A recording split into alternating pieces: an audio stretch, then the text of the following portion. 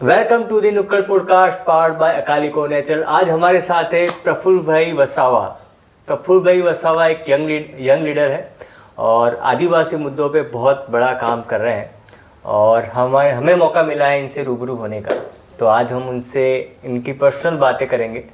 तो पर्सनल के बारे में ब्रिजेश थोड़ा पर्सनल होंगे इसमें कि सिर्फ आदिवासी नहीं, एक युवा नेता यस, युवाओं को रिप्रेजेंट करता है। एक्चुअली क्लासिफिकेशन करना थोड़ा गलत है। हाँ, किसी भी नेता होता है ना, पीएचडी किया तो पीएचडी है। बट ऑब्वियस है, जैसे कि डॉक्टर बाबा साहब आम्बेडकर को ऐसे एक कोने में धकेल दिया जाता है क्योंकि वो पिछड़े वर्ग के नेता या दलित के नेता, कोई सवर्ण नेता तक नहीं बना ना कि सवर्ण नेता, ऐसा नहीं होता। पर कोई अगर कोई मार्जिनल कम्युनिटीज के लिए कोई काम कर रहा है तो फिर उनको सीधा वही हाशिए में धकेल दिया जाता है। ठीक है, खैर वो बात छोड़ो, हम बात करते हैं प्रफुल्ल भाई की। तो प्रफुल्ल भाई, आप बताइए कि आपकी स्टोरी क्या है, क्या ऐसी चीज है जो आपको आज का जो युवा नेता है या फिर डॉक्टर प्रफुल्ल वसावा तो आपको बनाते, तो आपकी स्टोरी क्या रही है, आपकी जर्नी क्या रही है? देखिए, मेरा जो गांव है ये भरूच ज़िला में झगड़िया जो तहसील है उसमें एक छोटा सा गांव है हिंगोरिया गांव। तो हिंगोरिया में पहले से ही जो है एजुकेशन और ये सब तो मैंने प्राइमरी जो है वो अपने गवर्नमेंट स्कूल से ही किया था, अपने गांव में ही था। और उसके बाद जो है मेरे गांव में ही मिशनरी स्कूल थी तो वहाँ से भी मैंने 5, 6, 7 तक मैंने वहाँ एजुकेशन लिया। उसके बाद 7 से 10 तक मैंने जो है सेंट जेवियर्स स्कूल झगड़िया से मैंने एजुकेशन लिया। उसके बाद 11वीं और 12वीं मैंने राजपाड़ी में डीपी शाह स्कूल से मैंने किया। उसके बाद जो है मैंने कॉलेज के लिए अहमदाबाद में गया, वहाँ पर सेंट जेवियर्स कॉलेज में मैंने एडमिशन लिया। अच्छा, सेंट जेवियर्स में मुझे नहीं मिला था वहाँ पे। सेंट जेवियर्स कॉलेज में मैंने साइकोलॉजी के साथ मैंने ग्रेजुएशन किया। और उसके बाद जो है मैंने एमए गुजराती यूनिवर्सिटी से किया। फिर उसके बाद वहाँ पर एमए के बाद मैंने एमफिल किया। एमफिल के बाद मैंने सीधा पीएचडी ज्वाइनिंग किया, वो गुजरात यूनिवर्सिटी। इतना सारा पढ़ लिया आपने यार, हम तो मतलब एटी लेके आगे निकले। लेकिन मेरा यही है कि गांव में ये था कि एजुकेशन के लिए इतना ये सरल नहीं था मेरे लिए कि पीएचडी तक पहुंचूं। ये मेरे लिए एक सपने से बढ़कर कुछ नहीं है, क्योंकि जिस प्रकार से मेरी फैमिली है वहाँ से अगर 100-200 रुपया तो हमारे लिए बहुत था उस समय पर। अगर हमारे यहाँ पर अगर मेला भी लगता है तो मेले के जाने के लिए मुझे सिर्फ 1 रुपया घर से मिलता, सिर्फ 1 रुपया। और ये कब की बात है? ये 90s के साल में, 90। हाँ, मेरे जन्म होने के बाद 2000 के बाद। उस समय पर घर पर भी कोई पैसा वैसा था नहीं और हमारी फैमिली में ऐसा कोई पढ़ा लिखा भी नहीं है, यानी घर में ना ही मम्मी पापा कोई पढ़ा लिखा है ही नहीं। तो घर में यही था कि पढ़ना तो है ना, लेकिन पढ़ने के लिए तो पैसा भी तो चाहिए। तो मैं ये करता था कि जब तक स्कूल में, बोर्डिंग स्कूल में भी रहा हूँ, तो जैसे वेकेशन का जो पीरियड होता है तो वेकेशन के पीरियड में मैं हमारे यहाँ पर पत्थर का जो काम होता है ना, खान में जो काम होता है ट्रैक्टर भरने के लिए, तो मैं ऐसे ट्रैक्टर भरने के लिए चला जाता था। पत्थर उठाया, पत्थर तोड़ा भी है और मजदूरी के लिए हम में जाता था। और कई बार अगर वहाँ पर काम नहीं मिलता तो हम वो वहाँ पर ट्रैक्टर है, ट्रक है, पहले तो ये मशीनरी जीसीबी नहीं था, तो ट्रैक्टर और वो ट्रक में पत्थर डालने के लिए हम हाथ से उठाकर हम पूरी ट्रक भरते थे उस समय पर। तो उसके लिए हम 4-5 लोग हमारे जैसे साथी जो थे उनके साथ हमें ये मिलता था, 100 रुपया 200 रुपया हमें मिल जाता था। तो मैं ऐसे पैसे इकट्ठा करता था। और जब ऐसा काम नहीं मिलता तो हमारे यहाँ पर जंगल था, तो जंगल में मैं लकड़ियाँ काटने के लिए जाता था। या उसके लिए मैं अगर हम कहीं गांव में कहीं या आसपास के गांव में कहीं वो लकड़ियाँ हम बेचते थे तो हमें 10 रुपया मिल जाता या 15 रुपया मुझे मिलता था। तो ऐसे करके मैं वो पैसा मैं इकट्ठा करता था और उसी पैसे से मैं अपनी फ़ीस भरता था उसी पैसे से मैं अपने बुक्स लेता था। मेरे जो जीजा जी थे, मेरे जीजा जो है वो मुझे काफ़ी बार, मुझे जब भी मुझे दिक्कत होती वो मुझे हेल्प कर देते थे। वो टीचर थे तो वो मुझे हेल्प। क्या नाम है उनका? देवल जी भाई। अच्छा। तो वो स्कूल टीचर थे तो वो मुझे पढ़ाई के लिए मुझे हेल्प करते थे। तो उनके ही थ्रू, और फिर मुझे कभी फिर ऐसी दिक्कत नहीं आई कि चलो मुझे ज़्यादा कुछ आए। लेकिन मैंने अपने जो बाकी सब जो करते हैं ऐसे, चलो पैसे उड़ाओ या फिर ऐसे मौज मस्ती की हो, ऐसे मैंने, क्योंकि पैसे ही नहीं थे, ऐसा तो कुछ कर ही नहीं सकता था। और जो आपने मेहनत से कमाए हैं तो उसने आपको लगाया अपने एजुकेशन में। हाँ, वो मैंने एजुकेशन में। ये इन्वेस्टमेंट, मतलब आजकल म्यूचुअल फंड में इन्वेस्ट करना, ये SIP में इन्वेस्ट करना, ये सबसे बड़ा इन्वेस्टमेंट इन्होंने एजुकेशन में किया। Education, so that's very salute वाला काम किया। और जब फिर चलो यहाँ तक तो चलो झगड़िया में और राजपाटी में तो नज़दीक था, तो कई बार क्या थे कि हम बस में पीछे भी लटक कर भी हम स्कूल तक चले जाते थे। और अगर पैसा ना भी हो तो कहीं ट्रक में बैठकर भी हम स्कूल में चले जाते थे। लेकिन जब अहमदाबाद में एडमिशन लिया तो उस समय पर, क्योंकि अहमदाबाद में इतना इजी नहीं, आप लोग को पता है कि बहुत मुश्किल है मेट्रो सिटी। और फिर वहाँ पर सभी के साथ, हम तो गांव से गए हुए थे तो पहले तो यही लगता कि ये हम कहाँ आ गए। और मैं कभी झगड़िया से बाहर, यानी मैं भरूच में भी नहीं गया था उसके पहले, और सीधे अहमदाबाद आ गया। और मैं अहमदाबाद में कैसे पहुंचा कि मेरे साथ जो पुराने हमारे साथी थे उन्होंने मुझे एक दिया था कि आपको जाना है भाई भरूच रेलवे स्टेशन में, यहाँ से ये ट्रेन पकड़नी है और वहाँ से ये ट्रेन उतर के आपको अहमदाबाद उतरना है, और वहाँ से आपको ये 52 नाम की एक बस मिलेगी, वो आपको सेंट जेवियर्स कॉलेज तक छोड़ेगी। तो वहाँ पर गए। उस समय वहाँ पर फ्रांसिस परमार हमारे वहाँ पर प्रिंसिपल थे, उनसे मैंने बात किया और मुझे पता ही नहीं था कि उसके लिए इतनी फ़ीस, मुझे तुरंत वहाँ पर फ़ीस जमा करने। तो मैंने बोला मैंने तो फ़ीस तो लाया नहीं हूँ और मुझे एडमिशन तो चाहिए। बोला आप फिर वापस जब तक मैं फ़ीस लाऊंगा तब तक तो एडमिशन ख़त्म हो जाएगा। वहाँ पर 2 या 3 दिन में पूरा एडमिशन ख़त्म हो जाता है। मैंने बोला मुझे तो एडमिशन जीवीएस में चाहिए, क्योंकि मुझे पता था कि गुजरात की नंबर 1 बेस्ट कॉलेज है और मुझे उसमें पढ़ना उसी में है, ये मैंने तय कर लिया था। मुझे वहाँ पर ही एडमिशन, ये कॉलेज का था एडमिशन था? हाँ, कॉलेज का एडमिशन था। तो वहाँ पर मैंने BA में एडमिशन लिया। तो फिर कैसे आपने वो फीस का जुगाड़ कैसे किया? वो फीस में फिर मैंने फादर को, वहाँ प्रिंसिपल को बोला कि मुझे पता नहीं था कि यहाँ पर इतनी फ़ीस है और मैं तो पैसे लाया नहीं हूँ। तो फादर ने बोला है कि चलो ठीक है, आपका हम एडमिशन कर लेते हैं, आप जब कॉलेज में आओ तब आपकी फ़ीस भर लेना। तो मुझे वहाँ पर ऐसे मुझे क्या नाम था फादर का? फादर फ्रांसिस परमार था। फ्रांसिस, हाँ। तो उन्होंने, Francis ji thank you so much. अगर आपने इनको एडमिशन नहीं दिया होता तो हम पॉडकास्ट नहीं कर रहे होते उनके साथ अभी। तो वो एडमिशन मुझे वहाँ पर मिल गया। उसके बाद जो है फिर वहाँ पर वो पूरा एटमॉस्फेयर में, उसमें भी तो देख रहा था कि ये क्या और कैसे हम वहाँ पर, वो एक्चुअली एक इकोनॉमिकल स्टेटस, एक डिफरेंस दिखता है हमको। हाँ। शहरों में जैसे आप गांव से आए, एक तो इकोनॉमिकल स्टेटस भी होता है और दूसरा एक कास्ट वाला भी थोड़ा चक्कर रहता है ना, बट शहरों में बहुत कम होता है। नहीं, उस समय पर तो सेंट जेवियर्स कॉलेज में ऐसा तो होता नहीं था, क्योंकि उस कॉलेज का एटमॉस्फेयर ही ऐसा था। लेकिन हम तो ये थे कि देखो, हम तो 2-3 पेयर कपड़े लेकर गए थे और वहाँ पर तो शहर से आने वाले तो हर दिन नए नए कपड़े पहनते हैं।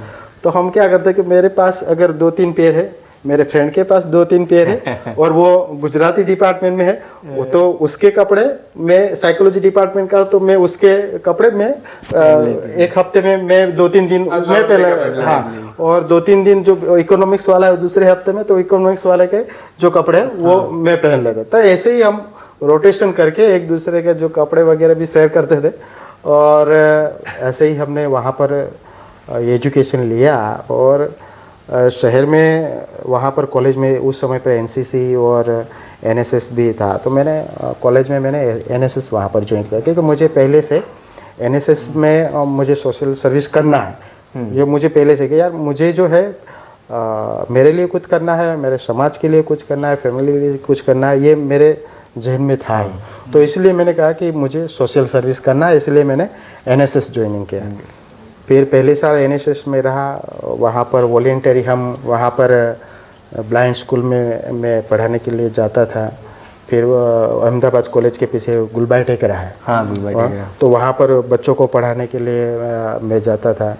फिर वहाँ पर जितने भी गुलबाई टेकरे बच्चों को, मतलब कहाँ पे वो फुटपाथ स्कूल चलती है फुटपाथ वहाँ पर, ठीक है, मैं एक बार गया हूँ वहाँ पे। हाँ वहाँ पर जो है ये बड़ी सबसे बड़ी झुपड़पट्टी है ना अहमदाबाद की, और बहुत सारे वहाँ पर बच्चे, वहाँ पर एजुकेशन उनके पास है ही नहीं, तो हम वॉलेंटरी वहाँ पर जाते थे और उनको कई बार उनका एडमिशन के लिए जाते थे। उनको कॉलेज में भी कई बार हम कॉलेज से प्रोजेक्ट मिलते थे, पर वहाँ पर उनको पढ़ाने के लिए काम बोला था, तो हम वहाँ पर जाते थे।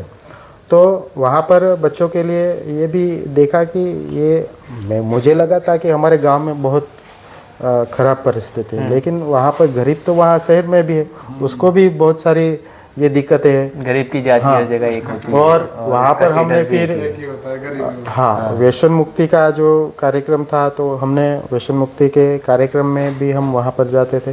फिर उस समय पर 2002 में ये गोधरा कांड हुआ था। गोधरा कांड के बाद जितने भी वहाँ पर जो विक्टिम थे अहमदाबाद में, तो उनके काउंसलिंग के लिए भी हम जाते थे। अच्छा, हाँ, वो उस समय पर सेवा जो अपनी संस्था अहमदाबाद में इलाबेन वाली, तो उनके साथ हमने ये वहाँ पर जाकर जो है उनका काउंसलिंग का काम भी हमने किया था, ये स्टूडेंट लाइफ में।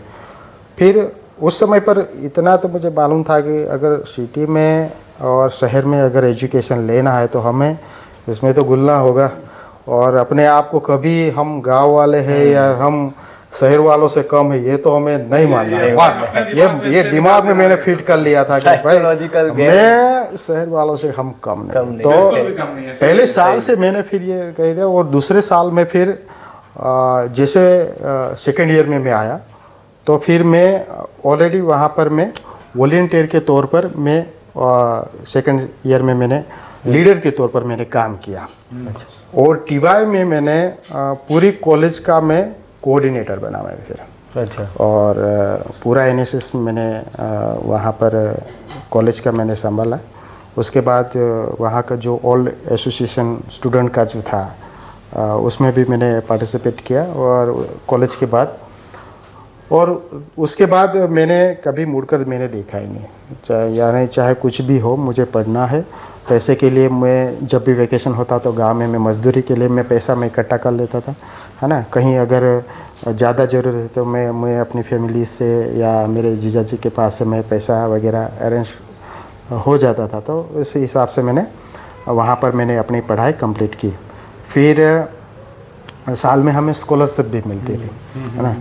तो स्कॉलरशिप जो मिलती थी तो वो भी मैं, हमारा ये था कि जब भी कोई स्कॉलरशिप मिले तो सबको ये लगा कि चलो पैसा आ गया, चलो ये लेते वो लेते थे, यानी खर्चा। यानी हॉस्टल लाइफ में ये था कि जब भी स्कॉलरशिप आती है तो हम जितना कुछ भी लेना होता है, तो उस समय पर मैं अपने लिए कपड़े वगैरह ये सब भी मैं ले लेता, और दूसरे साल के लिए अगर फीस भरना है तो उसके लिए मैं बचा के रखता था। तो ऐसे करके जो है हर साल हमें ये स्कॉलरशिप मिलती थी। तो स्कॉलरशिप के बिना मैं शायद मैं पढ़ नहीं पाता। अगर स्कॉलरशिप नहीं मिली होती तो मैं नहीं पढ़ नहीं पाता। एजुकेशन, हाँ एजुकेशन तो अहमदाबाद में तो इतना उस समय पर भी हमें महंगा लगता था। एक्चुअली ये जो चीज़ है ना, मैं थोड़ा रोकता हूँ आपको कि एजुकेशन का मतलब ये नहीं है कि खाली आपको जाके बुक्स खोल देना है ना और क्लास में बैठना है।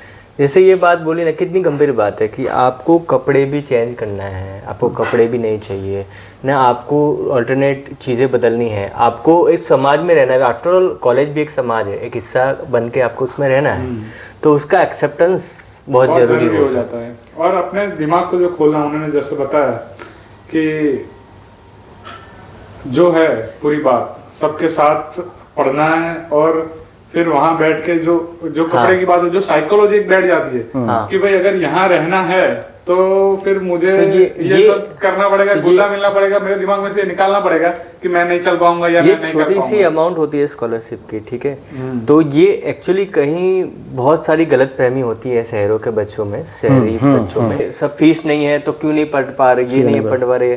आपने उनका बैकग्राउंड ही नहीं जाना है बेटा, तो आपने अभी तो जमीन ही नहीं नापी, आप आसमान की बातें कर रहे हैं। ये सारी चीजें हैं, प्लीज आप कंटिन्यू करें। नहीं, ये सब देखिए गांव में मैंने ये संघर्ष मैंने देखा हुआ है, किस प्रकार से मेरी फैमिली जी रही है या किस प्रकार से मेरे गांव के लोग जी रहे हैं, ये मैंने देखा हुआ था। तो ये जहन में था कि कैसे भी करके जो है एजुकेशन तो लेना, अच्छा एजुकेशन लेना है और साथ में जो है एक अच्छी लीडरशिप भी डेवलपमेंट करना है।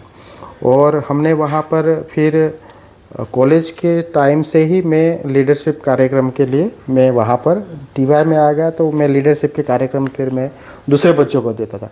और गांव से जो लोग आते थे, जो कॉलेज में, चाहे वो एलडी कॉलेज में आए, गुजरात यूनिवर्सिटी में आए, एचएल में आ गए या फिर जेवीएस में आ गए, गुजरात कॉलेज में आ गए, तो उनको हम ट्रेनिंग देते थे कि हम शहर में आकर हमें कैसे अपने आप को डेवलपमेंट करना है। मैं उसके वहाँ पर उनको फिर मैं ट्रेनिंग दे देते थे, हम उनके लिए। हाँ, मैंने फेस किया, वो आप लोगों को नहीं होना चाहिए। तो हमने ये देखा कि यार कैसे करके भी हमें शहर में आए हैं तो हम ऐसे नहीं होना चाहिए कि हम गाँव के हमें कुछ नहीं आता है ना। हमने जो परिस्थिति देखी है, ये आपने कहा था कि ये इन लोगों ने नहीं देखा, लेकिन हमें एजुकेशन भी देना है और यहाँ से हमें सीख के जाना है अहमदाबाद से कि हमें अपने समाज में हमें जाना है और हम कैसे अपने समाज में हमें सामाजिक तौर पर, आर्थिक तौर पर, धार्मिक तौर पर, राजनीतिक तौर पर हमें सब कुछ सीखना है यहाँ पर। और जितना हम सीखेंगे उतना ही हम अपने समाज को हम दे पाएंगे। और वही काम हमने वहाँ पर किया। और वहाँ पर फिर हम संजेविश में तो ऐसा नहीं हुआ, लेकिन जब यूनिवर्सिटी में गया तो यूनिवर्सिटी में हॉस्टल में ये हमने कई बार ये देखा कि वहाँ पर आदिवासी है तो कई बार कोई पूछ रहे कि आप कैसे हो, है ना। अहमदाबाद में तो पहले ये तो पूछे कि तमें केवा आयम, यानी तमें केवा तो अहमदाबाद में ये कई लोग तो ये थे कि भाई आप लोग यानी तो बोले कि हम आदिवासी, तो आदिवासियों के नाम से वहाँ पर जोक बनते। चलो कोई चलो उसका हेयर कटिंग किया है तो टकला है तो बोले ये आदिवासी, चलो ये उसको भी चिढ़ाते किसी को भी कि ये आदिवासी हो गया। तो लोगों को पता ही नहीं था कि आदिवासी का मतलब क्या। एक कम्युनिटी है जो जिंदा है और आपके सामने है और आपके पास में वो उस कम्युनिटी का बंदा बैठा है। नहीं, आदिवासी पता ही नहीं है, उसको आदिवासी है क्या, पता ही नहीं है एक्चुअली। वो जो शहरी दिमाग होता है ना, उसको पता ही नहीं है कि ये बैकग्राउंड क्या है पूरा। यानी ये हमें नहीं, दूसरों को भी अगर उसका वार या हेयर उसके नहीं है तो उसको चिढ़ाने के लिए ये आदिवासी, तो हमें लगा यार ये सिर्फ जोक के लिए दूसरों को भी चिढ़ाते। और हमें तो ये हॉस्टल से भी ये कई बार ऐसे हुआ कि भाई आदिवासी है तो चलो अपने साथ ऐसा कोई व्यवहार भी हो, ऐसा ज़्यादातर तो नहीं हुआ, लेकिन कुछ लोग आदिवासी होने के नाते जो है अपने साथ वो डिस्टेंस रखते थे। हाँ। तो ऐसा भी हमें महसूस भी हुआ, ऐसे भी बहुत सारे हमारे साथ किस्से भी बने।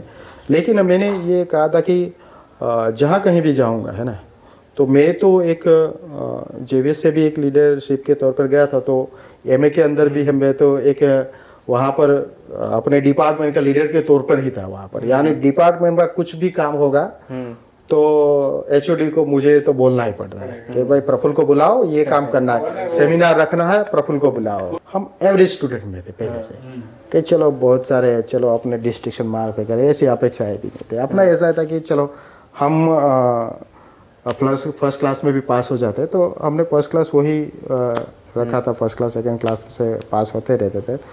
लेकिन ये देखा कि ये शहरी वाला जो माहौल है ना, उसमें अगर हम यहाँ से अगर जीत गए तो हम आगे और भी हम कोई भी लड़ाई होगी हम जीत गए। यहाँ ये जीत गए जो एक ये साइकोलॉजिकल होती है बैटल जो पूरी होती है, जैसे आपने बताया जो दायरा बन गया है वो हमारे दिमाग में बन गया है। राइट। अगर यहाँ से एक बार खुल गया ना तो फिर रोकने वाला कोई नहीं। इसका फायदा मुझे कहाँ हुआ कि जब मैंने देखा 2011 में तो गुजरात यूनिवर्सिटी में हर डिपार्टमेंट में यानी हर स्कूल हो या कॉलेज हो उसमें रिजर्वेशन पॉलिसी तो लागू है, लेकिन 2011 से पहले पीएचडी में गुजरात यूनिवर्सिटी में आरक्षण था ही नहीं।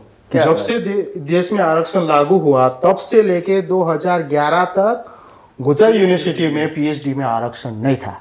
अच्छा, मैं पहला एक छात्र हूँ जो क्योंकि मुझे ये लगा कि मुझे एडमिशन नहीं मिला। मैंने बोला मेरे मेरिट में तो मैं अच्छा है ना, मेरिट में मेरा अच्छा है और मैं एक लौता हूँ एसटी कैटेगरी से, तो मुझे एडमिशन क्यों नहीं मिला? तो मुझे एडमिशन नहीं मिला तो हर साल किसी को अगर नहीं मिलता है तो वो स्टूडेंट क्या करेगा?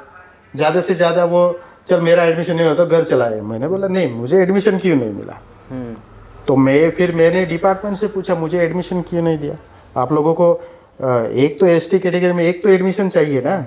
हाँ। तो बोले ये आपको वीसी को पूछना पड़ेगा। तो मैं उस समय परिमल त्रिवेदी थे ना, तो मैंने फिर लेटर लिखा उनको। मैंने बोला आरक्षण पॉलिसी का आप लोगों ने उल्लंघन किया है और मैं जो हूँ आप लोगों के ऊपर मैं केस दर्ज करूँगा, है ना। अच्छा। तो वो मैंने सीधे तौर पर मैंने लेटर लिखा। उसके बाद मैंने दूसरा लेटर लिखा राज्यपाल को, और राज्यपाल को जाके हम मिले और ये सब बातें बताई कि यहाँ पर आरक्षण पॉलिसी गुजरात में लागू नहीं है। तो उसके बाद राज्यपाल ने जवाब मांगा कुलपति से, तो कुलपति ने आदेश दिया दूसरे दिन कि जितने भी डिपार्टमेंट में एडमिशन जहाँ पर चल रहे हैं वहाँ पर आरक्षण का वहाँ पर पालन हुआ या नहीं वो तुरंत मुझे बताइए।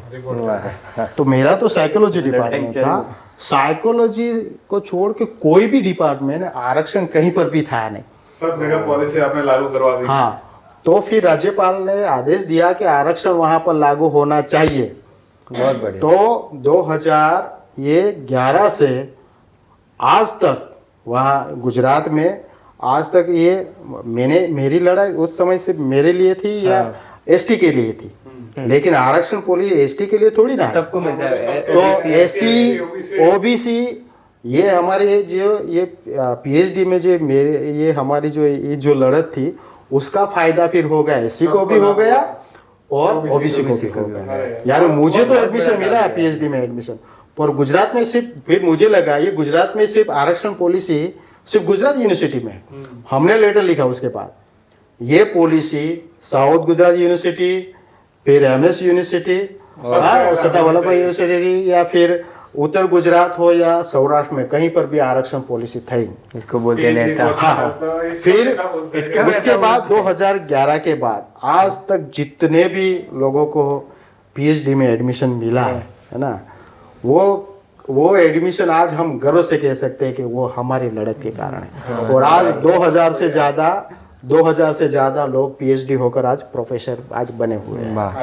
ये अगर ये लड़त मैंने नहीं लड़ी होती तो आज ये होता ही नहीं। तो ये मेरे स्टूडेंट लाइफ से ये लड़ना वो उसी समय से मैंने सीख लिया था कि नहीं, ये आरक्षण पॉलिसी का यहाँ पर इम्प्लीमेंटेशन नहीं होता है तो उसके लिए लड़ना है, और लड़ना चाहे किसी के साथ भी हो, है ना, तो लड़ो बस। ये बहुत बड़ा काम, बहुत बड़ी बात है। इतनी जो लड़त की आपने बात की, तो ये जो आपका लड़ने का पहले से जुनून रहा है तो उसकी एनर्जी कहाँ से आती है? आपका फेवरेट फूड क्या है, और फिर आप अपने मेंटल और फिजिकल वेलबींग के लिए क्या करते हैं वो आप थोड़ा शेयर करिए। आपकी फेवरेट डिश क्या है वो पहले बताइए। देखिए मेरी फेवरेट डिश जो है वो मैं ज़्यादातर मैं देसी खाना पसंद करता। आदिवासियों में हमारा जो बाकड़ा वाड़ू भात है, यानी तुअर का जो पूरा जो दाना होता है वो, और हमारा देसी भात यानी उसे हमारे यहाँ पर बाकड़ा वाड़ू भात बोले, वो मिर्ची के साथ खाया जाता है। फिर हमारे यहाँ पर अभी तुअर का माहौल है तो तुअर और उसके ऊपर हमारे यहाँ पर मांडा बनाते हैं, यानी जो चावल है, चावल का जो उसके अंदर से ये बनता है, तो वो मेरा फेवरेट है। यानी जो देसी, ज़्यादातर मैं देसी खाना पसंद करता हूँ। बाकी जो नॉर्मल दाल भात रोटी शाक ये तो अपना पहले से ये खाते हैं। नहीं, फास्ट फूड भी देखिए नहीं, ये फास्ट फूड का तो ये है कि अहमदाबाद में रहा है तो यही है कि वहाँ पर अपने यहाँ पर दाबेली बहुत अच्छे रायपुर का भजिया खाया हाँ, रायपुर का भजिया खाया हुआ है, फिर वो अंबिका का दाढ़ वड़ा खाया है, रेड रोज और शंभू की कॉफी पी हुई है। तो ये अहमदाबाद के जितने ये तो वो उनकी बहुत मीठी याद है ना, वो कॉलेज लकी की चाय भी, लाकी की चाय, फिर अपने यूनिवर्सिटी की चाय, पर्टिकुलर टाइम रहता है जो कॉलेज वाला, वो माहौल कुछ अलग है, वो अलग ही माहौल है। और ये इतना खाने के बाद आपका जो हेल्थ, मतलब आपके एज के हिसाब से आपका एज नहीं दिख रहा है। देखिए तो मैं कुछ आप कर रहे हैं मेरा क्या? ये था जिम कि ज्वाइन कर रखा है देखिए आपने? आदिवासियों का हमारा ये जीवन व्यवहार, यानी जो हम घर में हमारी दिनचर्या ही ऐसी होती है ना। हम खेत में जाते, खेत में हमने जो घास को काटने का काम है ना, घास कटिंग का काम, तुअर कटिंग का काम, ज्वार को कटिंग का काम, ये सब काम हमने किया है। तो हमारा खेत जो है जो 4-5 किलोमीटर चल के जाते हैं, चल के हर रोज आते थे। तो उसके हिसाब से बचपन से ये फिजिकली हेल्थ इतना अच्छा रहा कि मैं कॉलेज तक कभी मुझे सर्दी तक नहीं लगती थी, है ना। सबको ठंड लगे, हम वैसे हम एक चादर लेके जाते थे वहाँ पर हॉस्टल में भी, चादर लेके ओढ़ के सो जाते थे। तो पहले से ही शरीर तो ऐसे बना हुआ है कि सभी परिस्थितियों से आज तक शरीर में ऐसा कोई भी ऐसा डिफॉल्ट नहीं हुआ कि हमें हॉस्पिटल में जाके वहाँ एडमिट जाना पड़ा। आज तक ऐसा नहीं कि मुझे हॉस्पिटल में मैं एडमिट रहा, और हम तो आज तक नहीं। मैं शुभकामना देते हैं कि आपको कभी हॉस्पिटल का दरवाजा देखना ही ना पड़े। बिल्कुल बिल्कुल। तो ये फिजिकल की बात हो गई। आप मेंटल वेल बीइंग के लिए क्या करते हैं, यानी आप जो काम करते हैं स्ट्रेस वाला काम है, जैसे कि हम विपश्यना करते हैं, हम विपश्यना के साथ जुड़े हुए हैं, तो ऐसे ऐसे आप अपने मेंटल वेल बीइंग के लिए, अपने आप को काम डाउन रखने के लिए, इतना कोई बुक्स पढ़ते हो या तो फिर कुछ वॉक कर रहे हो, क्या करते हो आप उससे जो आप अपने आप को कूल डाउन रख सकते हैं? देखिए साइकोलॉजी मेरा सब्जेक्ट है, तो मेंटल हेल्थ और उसी पे तो मेरा पीएचडी है ना। तो वो तो कैसे मेरी मेंटल हेल्थ को कैसे यानी उसको अच्छा रखना है, कैसे फैमिली के साथ या मेरी वाइफ और मेरी फैमिली सबके साथ भी कैसा व्यवहार करना, ये सायुज्य वगैरह ये तो मैं पढ़ा भी, और हमारी परिस्थिति ने हमें ये सिखा भी दिया था कि कैसे भी करके जो है हमें जीना है, जीना सीखना है, सिखाना है ना। अगर कई बार ये है कि हमें तो जीना आता है, लेकिन हमारे सामने वाला के अगर नहीं भी आता है तो उसको भी सिखाना पड़ता है कि यार कैसे हम एडजस्टमेंट कर सके। कि तो ये तो मैंने अपने जीवन में ये तो मैंने सीख ही लिया था, और बाकी सब घर में परिवार से ये सब भी, वाइफ भी इतने अच्छे मिले है कि पर आप युवा नेता हैं, यंग लीडर, आप जो इतना समाज के लिए जो दौड़ता है ना, तो फिर उसको घर में बहुत मजबूत सपोर्ट चाहिए। मेरे घर में विपक्ष है, देखो मैं सच बोलता हूँ। तो कुछ भी कर रहे हैं, अगर पॉलिटिकल कुछ कर रहे हैं या तो मतलब विपक्ष बाहर से नहीं आता है, घर से ही आता है ना, क्योंकि ये कर रहा है ये।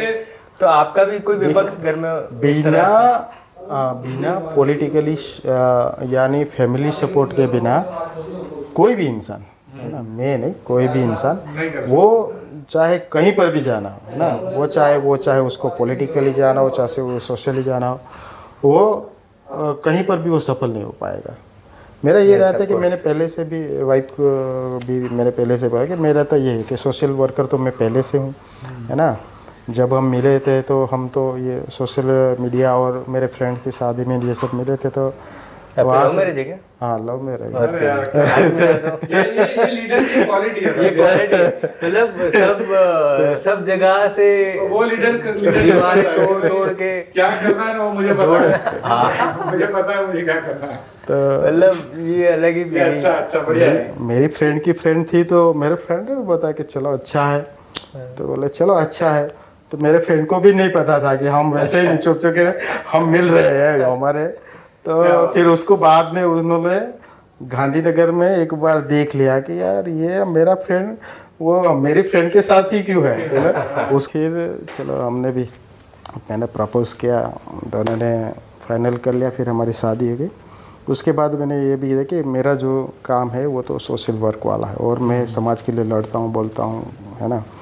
तो अच्छा एक सपोर्ट मेरी फैमिली के, मेरे माता पिता, मेरे भाई बहन, मेरे परिवार सबसे मिला है। और वाइफ से भी मुझे ये कभी भी मुझे सोशल वर्क में या मैं जो भी कुछ करता हूँ, है ना, उसमें कभी भी कहीं पर भी मुझे ऐसा नहीं लगा कि चलो मैं नहीं कर पाऊँगा। सपोर्ट मुझे हर जगह से मिला, इसीलिए मैं आज जो कुछ भी आज मैं कर रहा हूँ या मैं जितने भी ये लड़त मेरी है या समाज के लिए मैं आज चाहे वो छत्तीसगढ़ में होते तो छत्तीसगढ़ में चले जाते थे, झारखंड में चले जाते थे, या दिल्ली जंतर मंतर में बैठना होता हम वहाँ जाके बैठ जाते थे ना, महाराष्ट्र में बैठ जाते, राजस्थान में जाके हम ये सब भी काम करते हैं। उसमें एक सोशल वर्कर हो या पॉलिटिकल, उसमें फैमिली का सपोर्ट चाहिए, वो मुझे मिला है, तो ये मेरे लिए अच्छी बात है, परफेक्ट बात है। तो ये इसी आधार पर जो है मैं ये लड़त में आया हूँ। और लड़त जो है वो पहले मैंने ये सब देखा ना, हॉस्टल से लेकर ये सब में मुझे ये अनुभव जितने भी हुए हैं, जो एक्सपीरियंस हुए, उसी आधार पर ये मैंने सोशल वर्क में भी मतलब इतना सारा मतलब सब टैलेंट आपने अपने अंदर भर रखा है ना। पहले आपने आरक्षण चालू करवा दिया, ठीक है, आपने लव मैरिज कर दिया, तो मतलब बहुत सारे लोग यहाँ पे लोग देख रहे होंगे, उनको टिप्स भी चाहिए, कुछ किसान है तो उनको भी थोड़ा टिप्स है। नहीं सबको टिप्स, हाँ, तो ये क्या भी करना है है सबको अभी एक। और हमारे समय में पर ये भी था कि जब हम कॉलेज में थे ना, उस समय पर ये फेसबुक नहीं था, है ना, ट्विटर, ये यानी उस समय पर नेट ही नहीं था, है ना, यानी फोन मोबाइल किसी के पास नहीं, स्मार्टफोन भी नहीं थे किसी के पास, स्मार्टफोन भी नहीं पड़ता है ना, चिट्ठी लिखना, ये वो दोस्त के साथ चिट्ठी या फिर वो बुक के अंदर चिट्ठी देख के, हाँ, उत्तर किसी पत्थर से फोड़ू, तू जवाब ना दे तो मेरा सर फोड़ू, ऐसा कुछ। मेरा एक दोस्त पकड़ा गया था, मुझे पता है, इस तरह की चीजें करता था वो। तो ये कॉलेज के दिनों में ये सब बातें जो है कि उस समय पे ये सब तो था नहीं, और गांव से थे तो थोड़ा इतना कंफर्टेबल भी फील नहीं करते थे कि कहाँ ये चल, लेकिन हमारा ये था कि यार लीडर है, और मैं तो कॉलेज से लीडर बन गया था, तो मेरे जितने भी फ्रेंड्स हैं बोले कि यार आपके बहुत सारे फ्रेंड हैं ना, मेरे भले गांव से था लेकिन मेरे ज़्यादा तो जो फ्रेंड थे ना वो अहमदाबाद सिटी से और ये सब भी थे। तो मेरे जितने भी हॉस्टल के अपने जो मेरे साथी थे बोले कि यार आपके तो बहुत सारे फ्रेंड हैं, आपकी इतने सारी फ्रेंड्स हैं, हमें इसके साथ दोस्ती करा लो, इसके साथ मेरा कुछ मैसेज कर दो।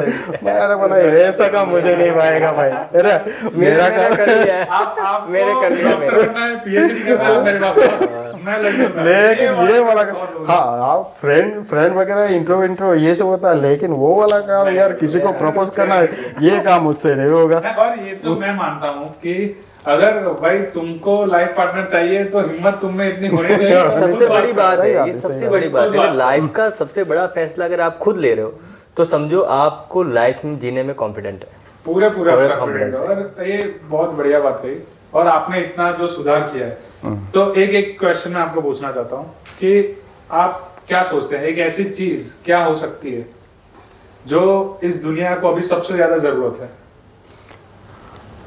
देखिए, इस दुनिया को सबसे ज़्यादा अगर किसी चीज़ की अगर ज़रूरत है तो इस देश के और पूरी दुनिया में जो समानता है ना, हम बात करते हैं कि इक्वालिटी की बात करते हैं, चाहे वो किसी भी धर्म के हो या किसी भी संप्रदाय के हो या कहीं पर भी जाति के हो।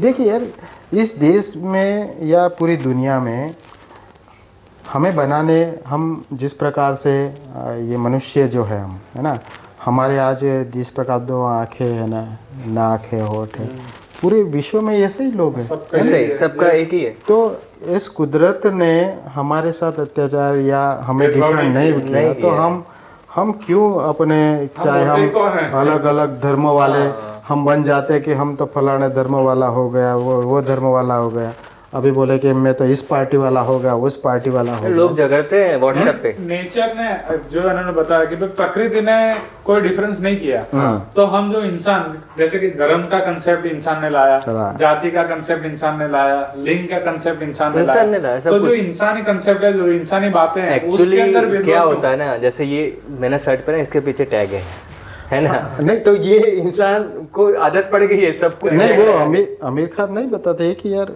आप इस धर्म के हो तो आप थप्पा दिखाओ, है ना, थप्पा दिखाओ। आमिर खान तो बोले ये पीके में कि भाई थप्पा दिखाओ, लेकिन ये थप्पा क्या होता है, ये किसी भी, जब कोई न्यू बर्थ बेबीज को या छोटे बच्चों को तो ये पता नहीं होता है ना, उसको जो थप्पा मारने का जो काम करता है वो फैमिली करती है।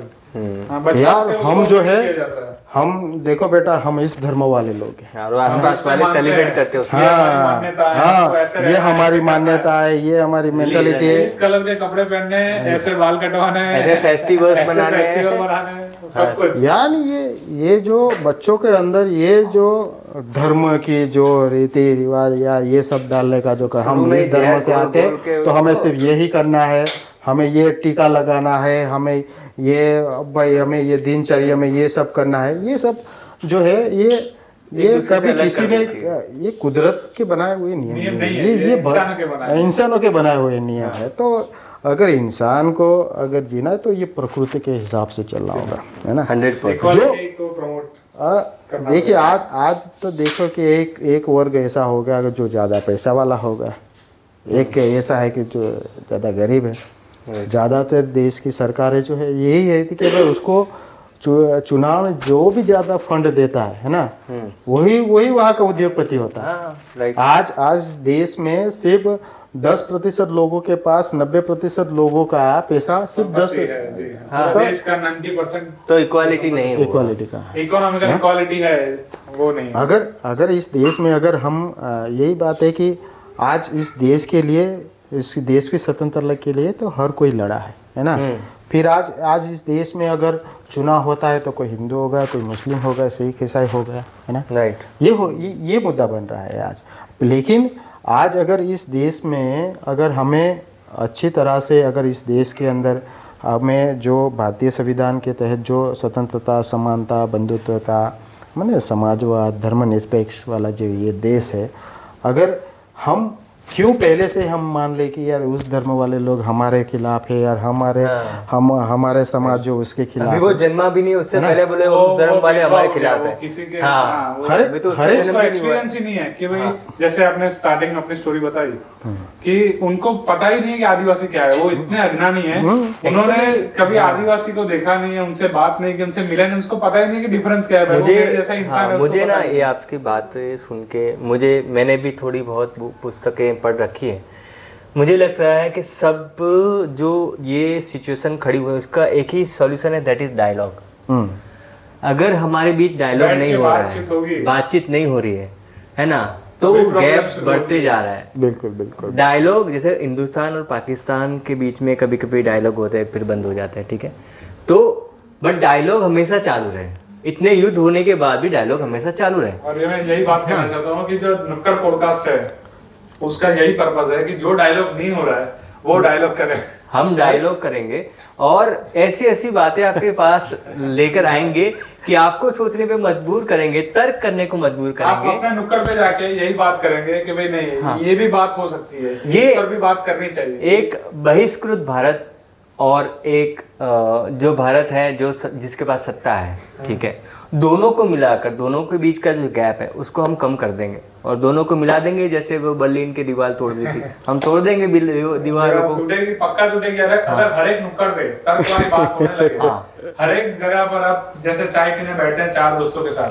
तब जाके आप ऐसी बात करेंगे कि भाई इक्वालिटी क्यों नहीं है, क्या प्रॉब्लम है। अपने घर से अगर शुरुआत करना देखेंगे अपने, क्योंकि अनइक्वालिटी की जो बात होती है कि अपना बेटा है उसको भेज दिया, भाई तू 12 बजे तक आएगा चलेगा, बेटी को 7 बजे अंदर रख दिया, दूसरे रीजन है उसके वही सेफ्टी पर्पस, ये वो सब आप जो भी बोल दो, वो ठीक है, वो सेफ्टी क्योंकि वो तुम्हारा बच्चा बाहर है ना, बेटा बाहर है इसलिए वो लड़की अनसेफ है ना, इसकी वजह से लड़की अनसेफ है। तो इक्वालिटी वहीं से स्टार्ट होती है और ये बात जब हम समझना स्टार्ट करेंगे और जब अपने अपने नुक्कड़ पे जाके ये बातें होंगी, इक्वालिटी हर चीज में होनी, चाहे बेटी बेटा हो, चाहे आप एवरीथिंग, चाहे पैसे का हो, चाहे कुछ भी। इस देश की संपत्ति अगर देश के सभी लोगों में इक्वालिटी होनी चाहिए, वो होनी चाहिए। वही संपत्ति दूसरे किसी के पास भी होना चाहिए, सभी को समान हक मिलना चाहिए, समान हक सबको मिलना चाहिए और सबकी बात होनी चाहिए। सारे लीडर्स से बात करने वाली बात है। तो हाँ, देखते रहिए और सीखते रहिए और तर्क करते रहिए, क्योंकि हम लोग एक्चुअली क्या होते हैं, हम लोग बहुत हंसमुखे हैं, हमारा नाम हंसमुख होना चाहिए लेकिन हम बात तो सीरियसनेस आपको कभी कभी छूट जाता है, लेकिन बहुत सीरियस बात है ये बहुत सीरियस बात है। जो हंस के बात कर रहे हैं फिर भी बहुत सीरियस बात है, और टाइम का एक कंस्ट्रेंट हमेशा रहता है। हाँ। तो हमको कभी 1 2 3 एपिसोड करने पड़ते हैं। कड़वी गोली ना हम आपको थोड़ा वो चीनी डाल के दे रहे हैं। जो हमको लेना चाहिए उसका तो हमने ऊपर ऊपर की सिर्फ मलाई जो सार है वही लिया है। अभी बहुत सारी बात है और बहुत सारे उनके भी जो जमीन के एक्सपीरियंस रहे उसके ऊपर भी हम बात करेंगे। बस चाहे आप किसी भी धर्म में रहो, किसी भी संप्रदाय में रहो, किसी भी जाति में रहो, लेकिन आपके अंदर इस नेचर के प्रति एक संवेदना होनी चाहिए और अपने अंदर एक मानवता है ना, इंसानियत जो है वो कभी मरनी नहीं चाहिए। बहुत बढ़िया। तो अगर ये जिंदा है तो आपको कभी भी आप ये धर्म वाली लड़ाई में आप कभी नहीं पड़ोगे, जाति की लड़ाई में नहीं पड़ोगे, जाति की लड़ाई में आप नहीं पड़ोगे, रंग की लड़ाई में नहीं पड़ोगे, भाषा की लड़ाई में नहीं पड़ोगे, और बॉर्डर्स की जो लड़ाई है वो अंदर घुस चुकी है। बॉर्डर्स यहाँ पर है, बॉर्डर ठीक है। बहुत सारी चीज़ लड़ाइयों से आप बच जाओगे और अपने विकास की ओर आप चल पड़ोगे। और यही बातों के साथ हम इस अपना एपिसोड का हम करते हैं समापन। और हम प्रफुल्ल भाई का बहुत धन्यवाद करते हैं कि उन्होंने अपना समय दिया, इतना कीमती समय। Thank you so much Praful भाई। Thank you. और एक कमिटमेंट हम लेना चाहते हैं कि आप दूसरा एपिसोड के लिए हमको टाइम देंगे और उसमें हम अलग बातें करेंगे। बिल्कुल बिल्कुल। छूट चुकी है। देखिए ये तो समय अगर होता है, जो अभी भी बहुत सारी बातें हैं और वो भी नेक्स्ट टाइम आप जब भी आओगे मोस्ट वेलकम है, कभी भी आइए, कहीं पे भी आइए, है ना। खूब धन्यवाद। Thank you so much. Thank you. सीखते रहिए और तर्क करते रहिए। Thank you.